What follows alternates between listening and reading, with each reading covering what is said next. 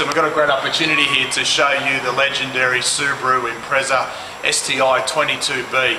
And this customer has obviously brought it into us at MOT for a regular service. It's not one of the original 5 that was sold in Australia, it's actually an import, but it is absolutely original. So what I'm going to quickly do is show you around the car and point out some of the differences between the 22B and the model at its time, which is obviously a very unique car. So follow me and I'll show you what I'm talking about.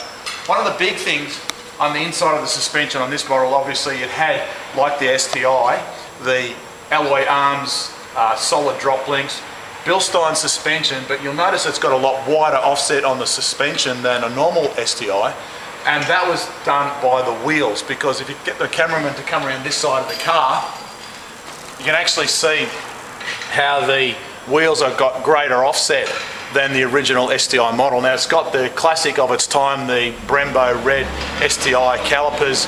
It since has had slotted rotors on it, because I don't believe when this model came out it actually had slotted rotors, but obviously that was just some of the things that made a difference. We'll get around to the front and you can see it's a bit awkward from a camera position point of view. We can show you later. Completely different front bumper bar to take into account for the wider body. Up underneath, you'll see very, very similar to all the earlier models. Normal front exhaust manifold before it goes up into the turbo, not like the current model ones which have got the twin scroll design. A larger capacity sump, which was common in those days. Steering rack up underneath the engine cradle. 5-speed close ratio gearbox, not a 6-speed. The catalytic converter, as is again those models, down here underneath their turbo outlet, and around the back here to a flexible joint that then went into either, depending on where it was sold, it may have been a catalytic converter, and more commonly that's probably just a large diameter hot dog or a resonator to take the noise out of the exhaust system. And around the back here again you'll see the rear diff, rear suspension, and it's all very, very similar to the STi. And of course, looking up underneath the back here with the rear suspension, it's got the 2-pot rear calipers painted red with the rear discs, again Bilstein suspension, and the rear trailing and lateral links. Now the thing is the car was effectively a STi model with a pumped up body kit and a few other benefits and features. But what made it truly unique is the engine, and that was a 2.2 litre engine, which we'll show you later on in this video. Got an opportunity now to show you the outside of the 22B, and what I'm going to show you is the difference in the body kit. Now, what you got to remember is effectively this is a late mid-98 model Subaru Impreza STi WRX. It's actually not a 99 or 2000 model, and I'll show you that later on in the video underneath the bonnet. But you'll see straight away at the front guards are pumped out, and they're a lot different to the STi model, because obviously this to accommodate the wider wheelbase. The front bumper bar is unique on the model. In fact, it was unique right up until now. It's got false fog light covers, because remember this was the design used for the World Rally car in those days. So this car was marketed by Subaru to leverage the image of the World Rally car run by ProDrive in the World Rally Championship. It had different bonnet vents. These are designed to get heat out from under the bonnet, and they were unique. The bonnet was effectively the same as the model of that era, but the vents were different.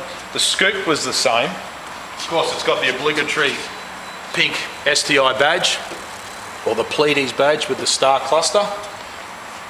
The front grille here was a little bit different.